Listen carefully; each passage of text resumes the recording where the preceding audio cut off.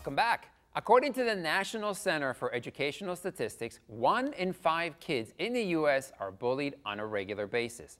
October is National Anti-Bullying Month, and my next guest is making it her life's mission to educate others about the bullying epidemic.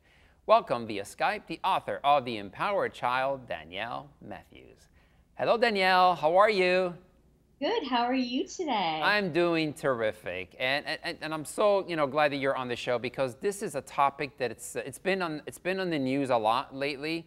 So I really want to cover it as much as we can. So first question: the signs that your child is getting bullied. What are some of those signs?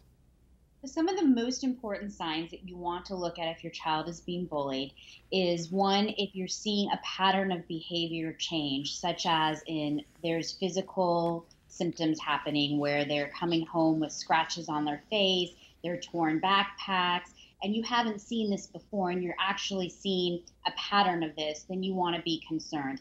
Another one is depression. If your kids were really happy-go-lucky kids, they had lots of friends over and now they're isolating in their room on a consistent basis, then you want to also be concerned that there could be a problem. Another one that I deal with a lot in my program is a decline in grades. So if kids aren't doing as well in school and they had been really doing well academically and are now not, then that would be another sign and symptom to be concerned about. And finally, not wanting to go to school anymore and actually saying and making excuses that they're not feeling well and that they don't want to be there, or they're getting sick in the morning and throwing up a lot and saying and making excuses for why that they can't go to school. So what are some tips for parents who might think that their child is getting bullied?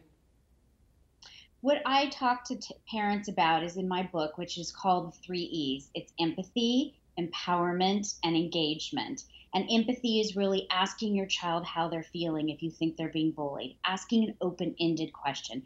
As we know, kids and adolescents don't want to be told how to feel, but more so want to be asked. I'm wondering if you're feeling this way right now because you're being verbally bullied at school, and really get their take on what they're feeling so we get an idea and a barometer of what they're feeling. Then we want to go to empowering your child. How do you want to handle the bullying? What would you like to do about the bullying? And we want to make sure that we follow up finally with the engagement, which is the follow-up to the plan we empower our children to have.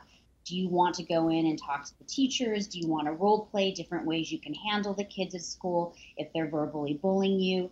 What would you like to do specifically? And really keeping contact consistent with your child, because they may say it's okay, but you're not seeing a change in the depression level, and so it might not really be okay. And one thing to be aware of is kids want parents to be okay. They don't want to burden children, and they don't want to burden the parent as well. It's really important to know that. So that's why they keep things from parents a lot.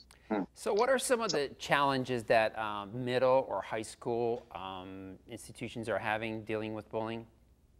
Great question. The challenges that middle and high school kids are having a lot is with relational bullying, or what we call social bullying, which is a lot of gossiping, spreading rumors about other kids, and leaving them out, ostracizing them from events, and also cyberbullying. We're seeing a lot of that as well, where there's a lot of texting, going on social media sites and making mean comments, and we're seeing that a lot in middle and high schoolers, particularly with that age range of kids.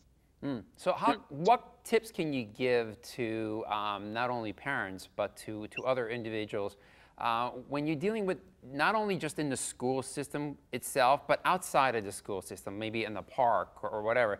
What are some tips that you can give for individuals? For kids, I would say how to avoid it.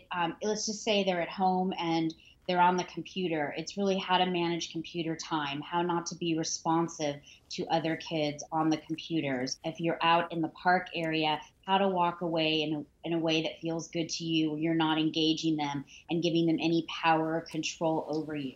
That is one thing, that bullies will continue to be mean if they know it's getting to you. So it's really important in how you conduct yourself if you're in a park or out in the world, that you walk away in a way that is safe and you are not letting them know that it's bothering you any further. Okay, so I have one last question I want to ask you. Tell us about the Empowerment Space Bullying program that you mentioned. Yes, yes. So that came out of a work job that I had a few years ago where I was seeing across our entire country that in the areas and communities, there weren't a lot of actual programs to help kids when they were at a crisis point of bullying. There was prevention programs in various ways in schools, but nothing that we had in our communities.